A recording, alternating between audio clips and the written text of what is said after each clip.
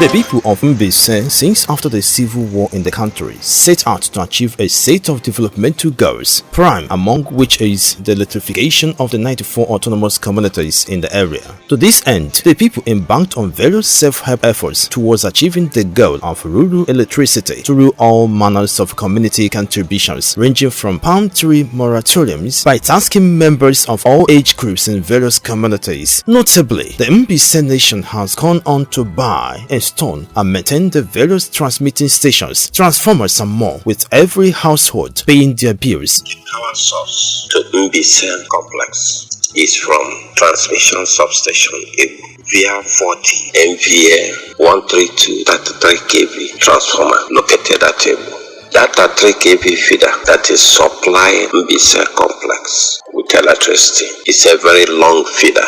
It is supplying all the communities right from Ebu to Obo and beyond. By implication, that feeder is too long and heavily loaded, and that is why it trips whenever the power is on and the load on that feeder is not shaded.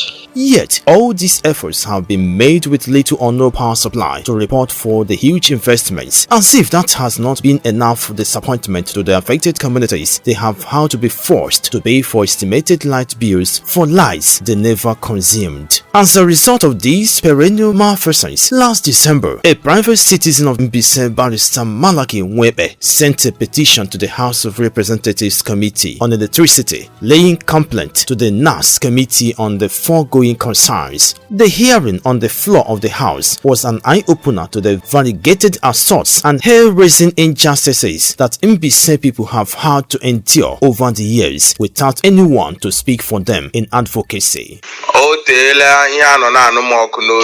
Na ihe ndị na-agbasa ọkụ anyị ndị na-enye anyị ọkụ na-eme ọwụhụ na ala Igbo anyị naanị. Ebe nọ na Abuja, ndị ka a na-akpọ Abuja Electricity Distribution Company. N'afọ 2016-2017 agbara ha akwụkwọ, emecha akpọwa m ka emezie, mecha nye m prepaid meter, mejie ọkụ n'ogige ebe anyị bi. Ana m echele otu nshemeghe na Mbaise n'ihi na mgbe ọbụla m lọrọ ụlọ ma hụ na ndị ada ọkụ enyewe ha anyị ọnwa agwụ ewetara gị bil arụkwa n'ọkụ a na-enye gị. Abịa ha kọtụ ọkụ gị ha chịrị waya alawa ya etu ọnwa agwụkwa ewetara gị bil. Interestingly now, the Mbaise Electricity Monitoring Committee is the body saddled with the responsibility of enumerating the number of TCN, EEDC assets and audio conducting equipment that are functional, monitoring for compliance, giving status and upgrade reports, as well as ensuring that customer service is according to prescribed standards. The body, working in collaboration with representatives from all the 94 autonomous communities in Mbaise, spearheaded by Greater Mbaise Forum and led by Professor Polycarp Nwoha. Mbaise, as we all know, is a mini nation, as we call it, Mbaise nation. And this is also because it has very large extent of geographical area, and the population is very dense. In fact, it has the highest population of every indigenous community in West Africa. And this is so because at inception, it was a fused agreement between 5 different clans, and each of the clan was as big as even a state. And so when they fused together, they all became one indivisible entity called Mbaise. The people that make up Mbaise are very hardworking, very industrious, and much of their industry is agrarian. They're also involved in technical work, and they are very creative, besides being a leading light in education. So it is a place that has a sort of a reflection of duties and events that can promote well-being of everybody. Unfortunately, what should drive the growth and development of Mbaise, which is electricity, has become a thorn in the flesh of Mbaise people. The people will make efforts and provide transformers. They would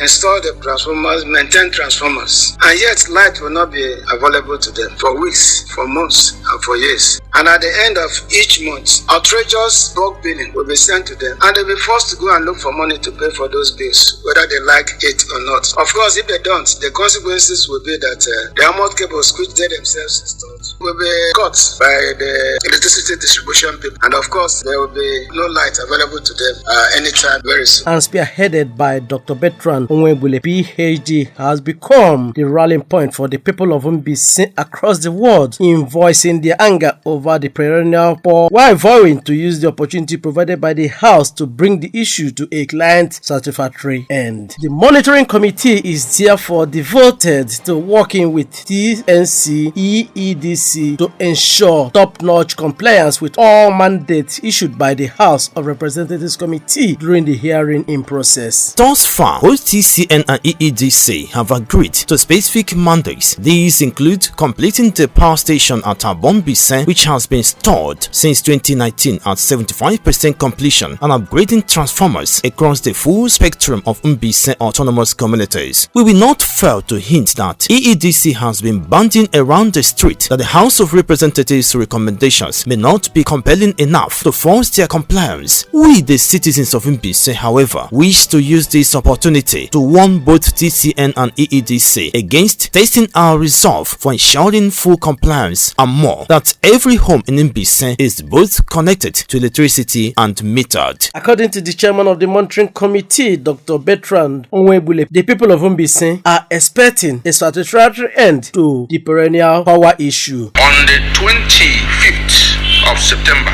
the Lord prompted one of us, able barrister Malaki C. Nwekbe, who took up a case against Enugu Electricity Distribution Company, EEDC, and Nigerian Electricity Regulatory Commission, NAC, over the total blackout, extortion, total neglect of Mbaise District in Imo State. Some hearing were conducted. The House of Representative Committee in charge of power has taken it seriously and has mandated EEDC to upgrade the power infrastructure in Mbaise in order to be able to furnish Mbaise with light as it is mandated to in the law that brought it to life. Law which they have reneged upon over and over. And so the House of Representatives has told them that most of the overloaded transformers must be upgraded to 500 kVA, for example, and other things, stipulations were given along the line, and that they must meter Mbaise in order to ensure fair charges to our Mbaise indigenes. As a result of these mandates by the House Committee, our very able Professor Nwa of the Greater Mbaise Forum set up a number of committees to include the monitoring committee, and as the chairman of the monitoring committee, we have been giving instructions to monitor the upgrades that will occur as a result of these new mandates, and to ensure that everything is done which should be done for Mbaise to have light and have sustained light. And the first thing we have done as a committee is to establish the full strength of representation required for Mbaise. We're able to establish that Mbaise has, even though it has 5 communities that came together, it has 3 local government areas. Each of the 3 local government areas, for example, Mbaise has 33 autonomous communities, Ayas has 32 autonomous communities, and Ezinhit has 29 autonomous communities, for a total of 94 communities.